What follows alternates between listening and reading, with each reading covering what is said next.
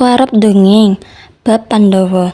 Kisah Pandhawa 5. Pandhawa 5 iku 5 sedulur sing dumadi saka Puntadewa, Werkudara, Arjuna, Nakula lan Sadewa.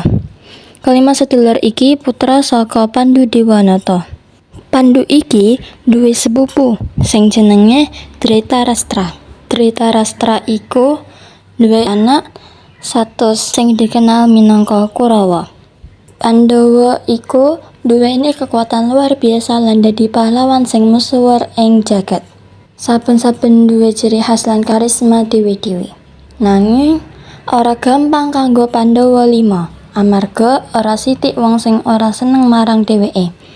Pandhawa kudu ngadepi musuh-musuh termasuk Duryudana, putra saka Dhritarashtra. Duryudana iku dadi musuh bebuyutane Pandhawa 5. Duryudana iki nganggep manawa Pandhawa ora pantes dadi raja lan pengin njupuk kabeh kekuasaan saka tangan Pandhawa. Kabeh iki dadi alasan kanggo perang gedhe ing lapangan Kurukshetra. Ing tengah perang kasebut, Pandhawa 5 ora mung ngandhelake kekuatan jasmani, nanging uga ngandhelake rasa percaya diri lan gotong royong antarane padha. Saiki sawise kabeh perang iku, Pandhawa tetep dadi pahlawan. Dheweke ora mung menang perang, nanging luwih saka iku. Dheweke dadi simbol pangorbanan, persaudaraan lan keadilan. Ing pungkasan, Pandhawa 5 ngerti yen kemenangan sejati ora mung saka kekuatan fisik, nanging saka kekuatan ati lan tekad kanggo tetep adil lan ngajeni sesama. Wis yo cah, iku kabeh kisah Pandhawa 5. Aku arep nembang Macapat Pangkor kanthi cerita Pandhawa. Iki cerita bab Pandhawa saking ibu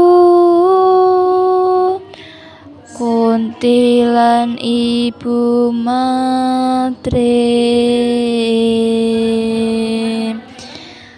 Kanthi Rama asma Pandhu,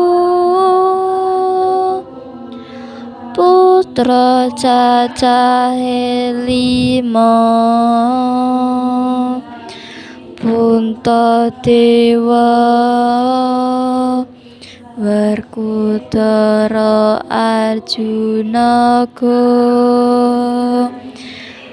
Adi, Nakula, Sadewa. Urip rukun tansah asih.